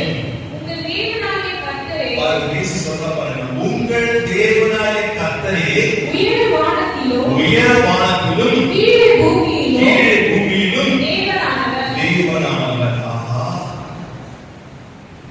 எப்படி தேவனை உயர்த்தி புகழ்ந்து பேசுகிறார்கள் யார்கள்? உயர வானத்திலும் பூமியிலும் உங்கள் தேவனாகிய கர்த்தர் ஒருவரே தேவன். உலகத்துல மற்ற தேவன் யாரு கிடையாது, தெய்வமே கிடையாது. உங்கள் தேவன் தான் உண்மையான தேவன். என்ன ஒரு கன்வர்ஷன், என்ன ஒரு எக்ஸால்டேஷன், என்ன ஒரு சொல்லுக்குள்ள பாருங்க. எவ்வளவு வாய்ப்பு சொன்னா பாருங்க, எவ்வளவு வாய்ப்பு சத்தமா சொல்லிருக்கார். உயர வானத்திலும் கீழே பூமியிலும் உங்கள் தேவனாகிய கர்த்தர் ஒருவரே. அப்படி பிரைஸ் பண்ற வாய் சத்தம் வருது. உனது பையன் ஆறாம் நடத்தினா யார் பையன் சோதனை சத்தம் வந்துச்சு? அதுலயே சொல்லுங்க, பேசிக்கு வாய் குழக்குது. ஆனா இந்த வாயை சபையிடம் வந்து உட்கார்ந்து துதிக்க முடியல. அவர் பேசி தொழில் செய்த வீட்டிலே அந்த வீட்டுக்குள்ள சொல்றா, உயர வானத்தில் கீழே பூமியில் உங்கள் தேவனாகிய ஒருவரே கர்த்தர், ஒருவரே தேவன். தேவன் இல்லையா? என்ன புகழ்கிறார், என்ன உயர்த்துகிறார்? சபைக்குள்ள வாய் அலைய சொல்ல மாட்டேன். அவ பெற்ற நான் பெற்றா யார் பெற்றதில்லை? யோசித்து பாருங்க. புறஜாதிக்காரர்கள் நல்ல தேவனை புகழ்ந்து உயர்த்துறாங்க. ஆனா சபைகள், அதுவும் நான் ரொம்ப சீரியஸ் சொல்றோம், வாயில என்ன வராது? வாயில சோத்திரமும் வராது, அதிலே வராது. சண்டை போடும்போது வாய் தரப்பும் பாருங்க. இங்க இருந்து இங்க நல்லா போய் காத்து கத்துணும். ஆனா ஞானம் காது வச்சுட்டாரு, நிம்மதி வாய் கிழிக்கூடாது. அப்ப நல்லா தரங்க. சண்டை போடுறது அடிக்கடி வாய் நல்லா தருது. ஆனா சோத்திரம் பண்ணும்போது சத்தமே வராது, சத்தமே. இப்போ புறஜாதியான ஸ்திரீ பேசி தொழில் செய்கிறவர்கள் தொழில் செய்கிற வீட்டுக்குள் வந்து அறிக்கை செய்கிறார், உங்கள் தேவன் ஒருவரை. நம்ம ஜெப வீட்டில் வந்து உட்கார்ந்து ரட்சிப்பின் அனுபவத்தை பெற்று இந்த வருஷம் ஆரம்பத்திலிருந்து 52ஆம் வாரம் வரைக்கும் எல்லா நன்மைகளையும் எல்லா ஆசீர்வாதங்களையும் எல்லா பாதுகாப்புகளையும் நல்லா அனுபவிச்சுட்டு நம்ம பேசாம வாயை மூடிட்டு வாங்குகிறோம். பேசி எவ்வளவு பெற்ற ஒரு புரதேச ராஜா ஒரு ஊழியக்காரன் கிறிஸ்தவன் கூட அப்படி சொல்றீங்க. வாசிங்க தானியேல் புத்தகம் 4ஆம் அதிகாரம் 34ஆம் வசனத்தை வாசிங்கள். தானியேல் 4:34. அந்த நாட்கள் சென்ற பின்பு, எந்த நாட்கள் சென்ற பின்பு? கவனிங்க சொல்றேன். ராஜாவாய் உட்கார்ந்திருந்தான். நான் கட்டின மகா பாபிலோன் என் பிரஸ்தாபத்திற்காக எனக்காக நான் உயர்த்தினா ஆண்டவர் போட்டார் ஒரு போடு. இப்ப என்னவாயிட்டா ராஜா? நேற்று வரைக்கும் ராஜா என்னவாயிட்டா? மாடாய் மாறி உள்ளே திருந்தான். மாடாய் மாறி புல்லை சாப்பிட்டுக் கொண்டிருந்தவன் இப்ப மறுபடியும் அவன் மனிதனாய் மாறினான். அந்த நாட்கள் சென்ற பின் எந்த நாட்கள்? நான் புல்லை தின்ற நாட்கள், மாறாய் வளர்ந்து நகரா வளர்ந்து நான் வாழ்ந்த வாழ்க்கை சென்ற பின்பு அவன் என்ன சொல்லுறது தெரியுமா? இத்தனை வருஷமா என்ன மாறா வச்சத இவெல்லாம் கடவுள் திட்டிருக்கணும், வாய்க்கு வந்தோட பேசிருக்கணும். ஆனா அப்படி பேசல. மாடாய் மாறி உள்ள தின்னாலும் திரும்பி வந்தோம் சொல்றான். என் கண்களை வானத்துக்கு ஏறெடுத்தேன், என் புத்தி எனக்கு திரும்ப வந்தது. அப்பொழுது நான் உன்னதமானவரை ஸ்தோத்தரித்து, யாரிவன்? வேதபாரகனா, பரிசேயனா, தீர்க்கதரிசியா, அப்போஸ்தலரா, பாஸ்டரா, இல்ல அட்வென்டிஸ்ட் மூப்பரா? யார் இது? ஒரு தேசத்து ராஜா சொல்லுறான், உன்னதமான தேவனை ஸ்தோத்தரித்து என்றென்றைக்கும் ஜீவித்திருக்கிறவரை புகழ்ந்து, அவர் ஒருவர் தான் ஜீவனுள்ள தேவன், என்றென்றைக்கும் ஜீவித்திருக்கிற தேவனை புகழ்ந்து மகிமைப்படுத்தினேன். அவரை மகிமைப்படுத்தினேன். அவருடைய கர்த்தத்துவமே நித்திய கர்த்தத்துவம், அவருடைய ராஜ்யமே தலைமுறை தலைமுறையாக நிற்கும். ஆகையால் நேபுகாத்நேச்சராகிய நான் பரலோகத்தின் ராஜாவை புகழ்ந்து உயர்த்தி மகிமைப்படுத்துகிறேன். அவருடைய கிரியைகள் எல்லாம் சத்தியமும் அவருடைய வழிகள் நியாயமானவைகள். உள்ளத்துல சொல்றான், அவர் செய்த கிரியைகள் என்னவா? சத்தியம். அப்படி நியாயம் என்னவா? நியாயமானவைகள். அவருடைய வழிகள். அப்படிங்க இந்த வழியில் நடந்ததுதான் நியாயம் தான். யாரு? மாடா இருந்தவர் சொல்லுகிறான். எப்படி போடுறான் பார்த்தீங்களா? உன்னதமான தேவனை ஸ்தோத்திரித்து அவரை உயர்த்தி அவர் நாமத்தை புகழ்ந்து மகிமைப்படுத்தி என் கிரியைகளெல்லாம் சத்தியம், வழிகளெல்லாம் நியாயம். அவ்வளவு அழகா தேவனை யார் தெரியுமா? புறஜாதியா அவ்வளவு அழகா துதிக்கிறான். அவ்வளவு அழகா. ஆனா நாமளும் சும்மா உள்ளாத உட்கார்ந்து வேடிக்கை பார்க்கணும். அல்லேலூயா. இதே நேபுகாத் நேச்சர் இங்க உட்கார்ந்தாச்சு இல்ல, அல்லேலூயா சொல்லிருப்பான். ராகா பேசி உட்கார்ந்தா கூட அல்லேலூயா பேசுறா சொல்லிருப்பான். நீங்க அல்லேலூயா பழைய காலத்து பங்கு சொல் பங்கு ஆக்சுவலா அம்மா நான் ஒரு நாள் ஆக்சுவலி பாஸ் ரொம்ப கஷ்டமா இருக்கு. இந்த போலீஸ்கார பனிஷ்மெண்ட்ல போறாங்க இவ்வளவு படிச்சு தயவுசெய்து வாய்ப்பை திறந்து நாம் எப்போ தேவனை என்ன செய்ய கற்றுக்கணும்? ஸ்தோத்திரம் பண்ணி உயர்த்தி புகழ்ந்து துதிக்க கற்றுக்கணும். சபைக்கு வருவதே அதுக்கு தான். நீங்க வாங்க பட்டு புடவையோ கழுத்து செய்யணும் நிறைய காட்டுவதற்கு சபைக்கு வரணும். உள்ள வரது வாயை திறந்து தேவனை நல்லா ஸ்தோத்திரம் பண்ணி உயர்த்த உன்னை கர்த்தர் உயர்த்தி. எரிகோல இருந்தவள் வாயில் புறம்ப வந்த முழுவதை கூட்டத்தை பார்த்து இஸ்ரவேலின் நடுவிலே உட்கார்ந்து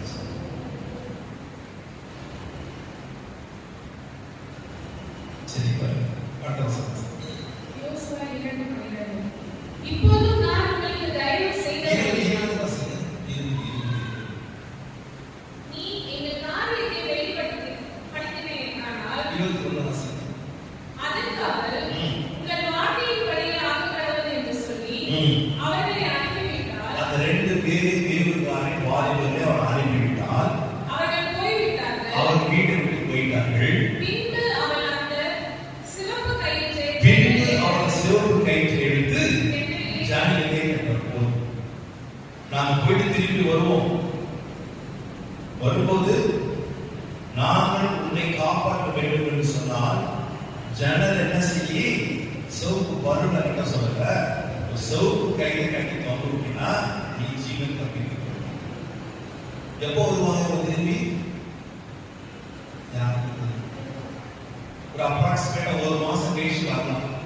ஆனால் அவங்க வீட்டை விட்டு போன உடனேயே ஜனல் என்ன கட்ட தெரியுமா? சிவப்பு கையில கட்டினார். யார் அந்த ரெண்டு பேரும்? யாரு? வேவுக்காரர்கள். அந்த 2 வேவுக்காரர் சொன்ன வார்த்தைக்கு உடனே கீழ்ப்படிந்து அதை கட்டுகிறான் வேசி. நம்ம கிட்ட வருடக்கணக்காய் ஆண்டவர் சொல்கிறார், வருடக்கணக்காய் ஊழியக்காரர் சொல்றாங்க, என்ன நம்முடைய வாழ்க்கையில கீழ்ப்படிந்து. அப்பா அம்மா என்ன சொன்னாலும் அந்த பிள்ளைங்க என்ன செய்ய மாட்டாங்க, நீங்க நம்ம நல்லமான பிள்ளைங்க சொல்ல மக்கள் சொல்ல கொஞ்சம் கூட என்ன செய்ய மாட்டாங்க. நீ என்ன சொல்றது, எனக்கு எல்லாம் தெரியும், நீ படிக்கல பட்டிக்காடு, நான் படிச்சிருக்கேன், எனக்கு எல்லாம் தெரியும். எப்படி எல்லாம் தெரியும் சொல்லி அப்போது தெரியும் ஒன்றும் தெரியல. தாய் தகப்பனை கீழ்படியாத பிள்ளைகள் ஆசீர்வாதத்தை சுதந்திரிக்க முடியாது, கண்ணால பார்க்க முடியாது. என்ன நீ படிச்சது கரெக்டா இருந்தாப்புல எங்க அம்மாவுக்கும் அப்பாவுக்கும் பொண்ணு பையன் மனது மனசுல ரொம்ப சாதிச்சு நினைக்காதீங்க. அப்பாவை தூக்கி எரிஞ்சு பேசுது, வேலையப்பாரு வேலையப்பாரு, என்ன பேச்சு என்ன பேச்சு, ஒரு வார்த்தைக்கு கீழ்ப்படி கிடையாது. ஆனா இவர் வேசியா இருந்தாலும் சாதாரண 2 வேவுக்காரர் சொன்ன பேச்சை கேட்டு உடனே கீழ்ப்படுகிற ஜனரிலே சகப்புகளை தப்பினார், மரணத்துக்கு தப்பினார். நாம் நீங்களும் மரணத்துக்கு தப்ப வேண்டும் என்று சொன்னார். கீழ்ப்படிகள் மிக மிக மிக மிக அவசியம். இந்த காலத்து ஆண்கள் தூக்கிட்டு சொல்லிட்டு இந்த சுத்தமா கிடையாது.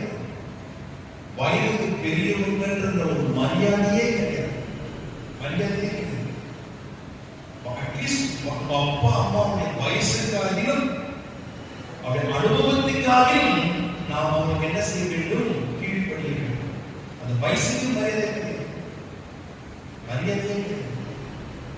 சொல்ற பேச்சு ஒண்ணும் கிடையாது, கேட்கறது கிடையாது. எதனால கேட்டா, பெத்தத நீ செய்யி, பெத்து போட்டத எனக்கு வாங்கி கொடு, கிறிஸ்துமஸ்க்கு ஒரு 5000 ரூபாய் கவுன் வாங்கி கொடு, நியூ இயருக்கு 10,000 ரூபாய் கவுன் வாங்கி கொடு. அந்த கவுன் வாங்கி கொடு, கவுன் காரணம் போகிற என்ன பேர் வச்சுக்கிறாங்க, வாங்கி கொடுத்தா அவங்க சர்ச்சைக்கு வாங்கி கூட சாப்பிடு, பெத்தத செய்யி. தயவு செய்து சொல்லாது. சொன்னா என்ன பனிஷ்மெண்ட் தெரியுமா, என்ன நிலவரம் தெரியுமா? ஏசாயா தீர்க்கதரிசன புத்தகம் 45ஆம் அதிகாரம் 10ஆம் வசனம். தகப்பனை நோக்கி, நல்லா கவனிங்க, தகப்பனை நோக்கி ஏன் ஜெனிப்பித்தாய் என்றும், ஏன் ஜெனிப்பித்தாய் என்றும், தாயை நோக்கி ஏன் பெற்றாய் என்றும் சொல்லுகிறவனுக்கு ஐயோ ஐயோ ஐயோ.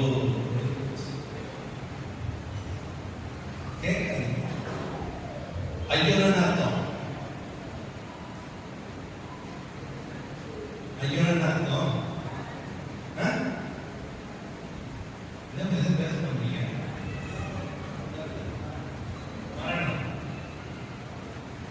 ஆனா நான் வந்து அதை நினைச்சேன், ஐயோட முடிஞ்சு சாப்டர் க்ளோஸ். ஆனா இயேசு அதுக்கு விளக்கம் கொடுத்தாரு. யூதாசை பார்த்து சொல்லுகிறார், நீங்கள் பிறவாமல் இருந்தாலே நலமா இருக்கும். அப்படி ஐயோ ஐயோ சொல்லிட்டு நீங்கள் பிறவாமல் இருந்தாலே நலமா. அதான் தெரியுமா, ஐயோ நடத்துமா, நீ பிறந்ததே பேசு, சிம்பிள். நீ பிறந்ததே பேசு, மிரட்டுறது. நீ வாங்கி சூசைட் பண்ணிக்க. இப்படி மிரட்டியே அம்மா அப்பா வீட்டில் குடும்பத்தில் நிறைய காலத்தை சாதிச்சு கொடுக்குறாங்க. சூசைட் பண்ணிக்கோ. எங்க திரும்ப போவ, எங்க தான் போகணும்? சவுல் பக்கத்துல உட்கார்ந்து 2 பேரும் உட்கார்ந்து அஞ்சனை பார்க்க செய்ய கதை பேசிட்டு அப்படிதான். மிரட்டாதீங்க. வாழ்க்கை பிள்ளைங்க நம்ம அம்மா அப்பா மிரட்டாதீங்க. செய்யணும், நீ வாயை நான் மரணமும் ஜீவனும் நீ சொல்லிட்டே இருக்கிற அந்த நிலைக்கு போயிடக்கூடாது. மிரட்டாத, நம்ம அப்பா அம்மா மிரட்டாத. கீழ்ப்படியை கத்துக்கோ. சொன்னாலும் வயசுல தெரியும், சொன்னாலும் கேளு, செய். அது ஒரு ஆசீர்வாதம். உனக்கு வயசு கம்மி, படிப்பு ஜாஸ்தி. அவனுக்கு வயசு ஜாஸ்தி, படிப்பு கம்மி, அனுபவம் ஜாஸ்தி. நீ விழுந்த பிறகுதான் விழுந்துட்டேன்னு நினைப்ப. அவர் விழுவதற்கு முன்பதாக அவரை தடை செய்கிறார். எச்சரிக்கை, விழுந்துடாத. அது கேட்க உனக்கு வாய் மனசு இல்லை. ஓ நீ என்ன சொல்ற, சில அம்மாவை ஓடிவாரு பேசுறாங்க, அம்மாவே ஓடிவாரு. அது லூசு.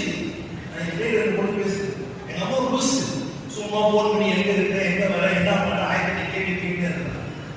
லூசு. அந்த லூஸ் தான் சோறு போட்டு பால் கொடுத்து வளர்த்து உட்கார வச்சிருக்கு. நீ லூசு தான் வச்சுக்கிற.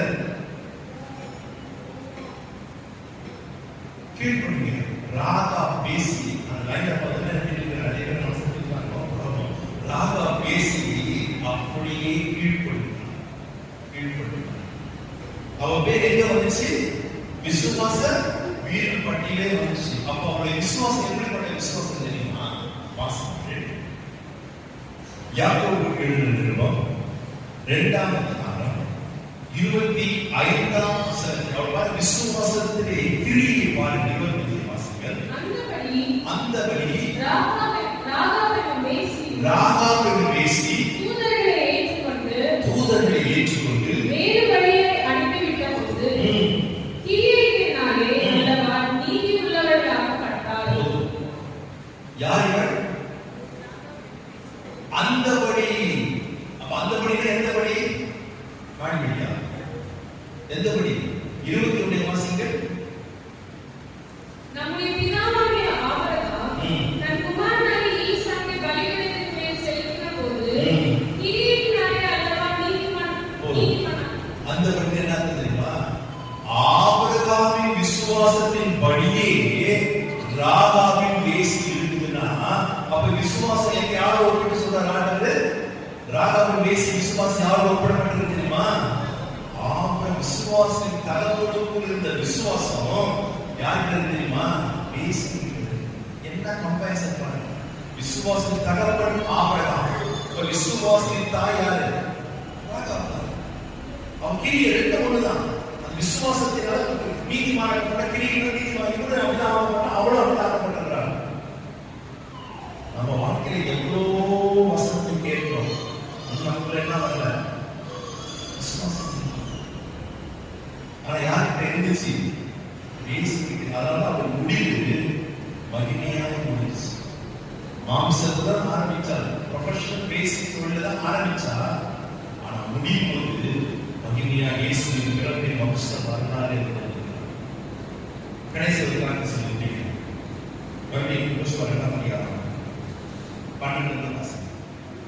இப்போதும் நான் உங்களுக்கு தயவு செய்தபடி, நான் உங்களுக்கு பத்திரமாக வீட்டுக்குள்ள வச்சு காப்பாற்றி உங்களுக்கு தயவு செய்தபடினால் நீங்களும் என் தகப்பன் குடும்பத்துக்கு தயவு செய்வோம் என்று கர்த்தர் பேரில் எனக்கு ஆணையிட்டு, நீங்கள் என் தகப்பனையும் என் தாயையும் என் சகோதரரையும் என் சகோதரிகளையும் அவர்களுக்கு உண்டான எல்லாவற்றையும் உயிரோடு வைத்து எங்கள் ஜீவனை சாவுக்கு தப்புவிக்கும்படி எனக்கு நிச்சயமான அடையாளத்தை கொடுக்க வேண்டும் என்றார்.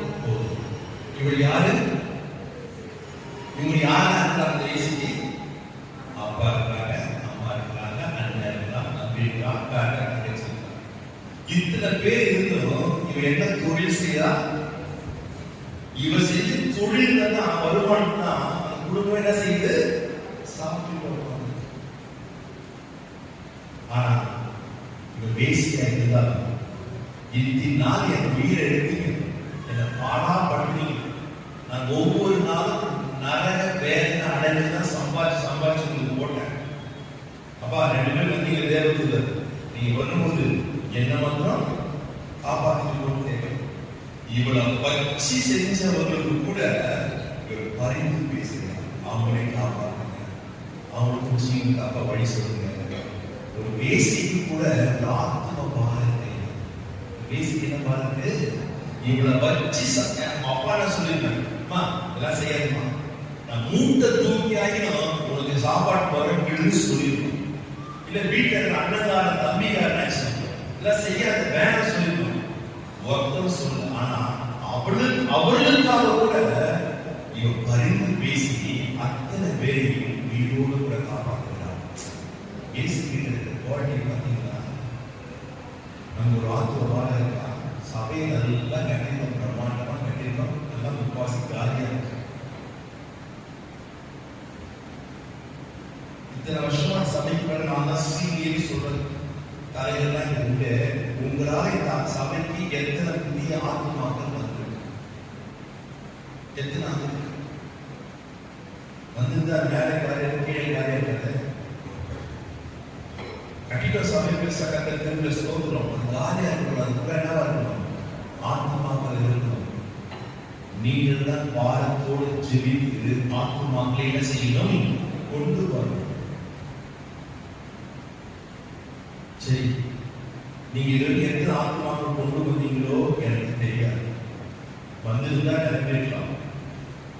இல்ல உங்களால எத்தனை ஆத்மா துரத்தப்பட்டது, எத்தனை துரத்தி இல்லை அதை கணக்கு நான் துரத்துவதற்காக கூட்டி சேர்க்கும்படியா நீங்கள் நினைக்கிறீங்க.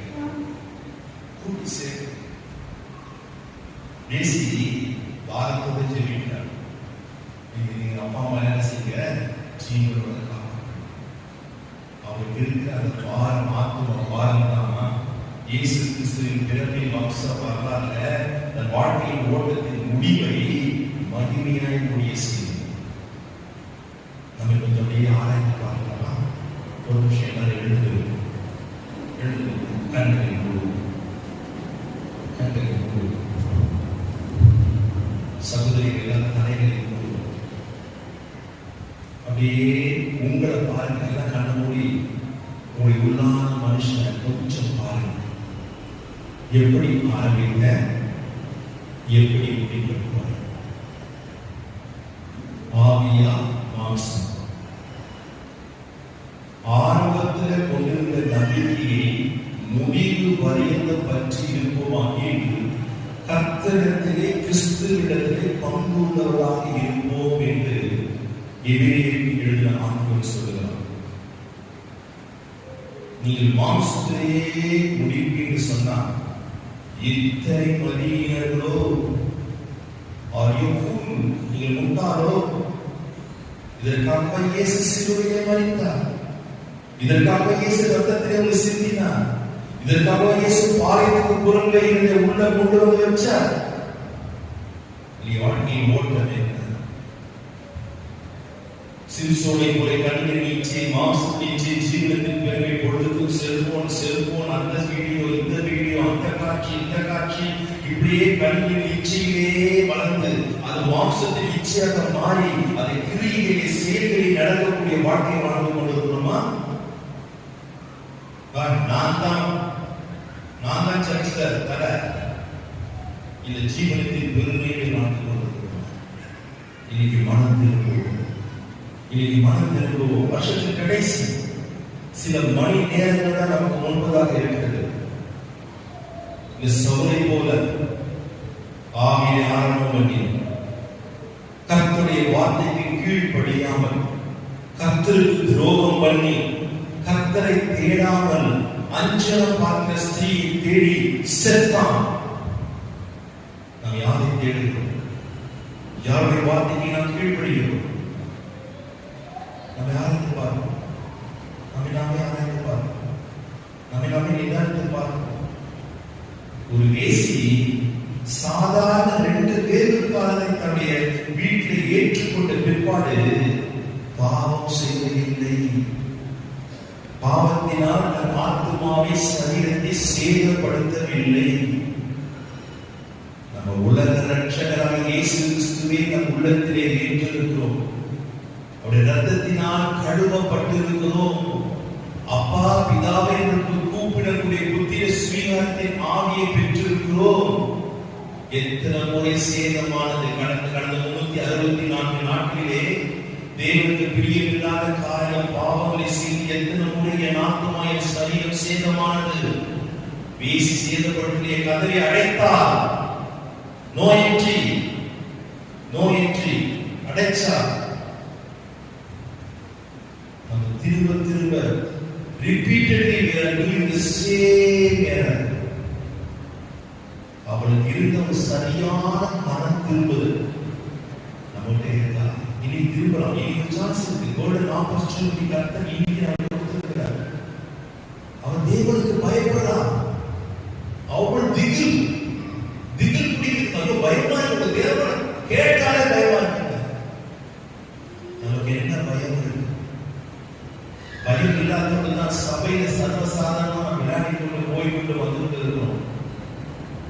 துணிகரம், துணிகரம், துணிகரம். இன்னைக்கு மனம் திரும்பும், இன்னைக்கு மனம் திரும்பும். தேவனை குறித்த அறிவு இருக்கு, தேவனை குறித்த ஒரு வெளிப்பாடு இருக்கு. தேவனை துதிப்பதற்கு வாய் திறந்த சத்தத்தை உயர்த்தி சொல்லுவதற்கு உயர்த்துவதற்கு நல்ல வாய்ஸ் இருக்கு. விசுவாசம், ஆபிரகாம் விசுவாசம் இருக்கு, உடனே கீழ்ப்படிதல் இருக்கு, ஆத்ம பாரமும் இருக்கு, அதோடு சேர்ந்து பரிந்து பேசுகிற ஜெபமும் இருக்கு. பேசிக்கிட்டு இவ்வளவு குட் குவாலிட்டிஸ் இருக்கு என்று சொன்னா இவளை விட ஒரு படி மேல நமக்கு இருக்க வேண்டாமா? நமக்கு இருக்க வேண்டாமா? ஆவியானவர் உங்கள் உள்ளத்துல உணர்த்தின காரியங்களை அறிக்கை செய்து விட்டு மனம் திரும்புங்கள். உங்களுடைய முடிவையும் என் தேவன் மகிமையாய் மாற்ற வல்லவராக இருக்கிறார், மாற்ற வல்லவராக இருக்கிறார். எல்லாரும் வாயை திறந்து கொஞ்ச நேரம் தேவனை ஸ்தோத்திரிப்போமா? ஒரு வேசி சத்தமா சொன்னா, உயரே வானத்திலும் கீழே பூமியிலும் உங்கள் தேவனாய் கர்த்தர் ஒருவரே தேவன். ஸ்தோத்திரம் புகழ்கிறார். நேச்சார் வாய் திறந்து உன்னதமான தேவனை ஸ்தோத்திரிக்கிறார், மகிமைப்படுத்துகிறார். நீங்க வாய் திறந்து ஸ்தோத்திரம் பண்ண மாட்டீங்க, அந்த வாய்க்கு ஸ்தோத்திரம் பண்ண மாட்டீங்களோ? நல்ல வாய் திறந்து நல்ல வாய் திறந்து பயணத்தை பிள்ளைகளை மாற்றி பார்த்து வாய் திறந்து ஸ்தோத்திரத்தை வாய் திறக்கணும், சத்தம் வரணும், அல்லேலூயா வரணும், ஸ்தோத்திரம் வரணும், நன்றி வரணும், தேவனை புகழ்வோம், மகிமை செலுத்துவோம், அவரை உயர்த்துவோம், அவருடைய நாமத்தை பிரஸ்தாபப்படுத்துவோம். இது போதாது, சும்மா சத்தமே இல்ல, இன்னும் வாயை மூடிட்டு செல்லமான்னு நீங்க வாய் திறங்க, விடுதலையோடு ஒரு வேசி சொல்கிறார், மேலே வானத்திலும் கீழே பூமியிலும் உங்கள் தேவனை போல ஒரு தேவன் இல்லை, கர்த்தர் ஒருவரே ஜீவனுள்ள தேவன். நாம் ஆராதிக்கிற தேவன் மகிமையுள்ள தேவன், நாம் ஆராதிக்கிற தேவன் மகிமையுள்ள தேவன், நாம் ஆராதிக்கிற தேவன் இன்றைக்கு உயிரோடு கூட இருக்கிற தேவன். அவரை போல நல்ல தெய்வம் உலகத்தில் யாருமே இல்லையம்மா. அவரை போல நல்ல தெய்வம், நீ தீமை செய்தாலும் உனக்கு நன்மை செய்கிற தேவன், நீ உண்மை இல்லாதிருந்தாலும் உண்மையாக இருக்கிற தேவன், இதுவரைக்கும் உன்னை நடத்தி வந்த தேவன், இதுவரைக்கும் உன்னை பாதுகாத்த தேவன், இதுவரைக்கும் உன் தேவையை சந்தித்த தேவன், இன்னமும் செய்ய வல்லவராக இருக்கிறார். ஸ்தோத்திரம் பண்ணுங்க, நல்ல ஸ்தோத்திரம் பண்ணுங்க, நல்ல ஸ்தோத்திரம் பண்ணுங்க. ஹalleluya, ஹalleluya.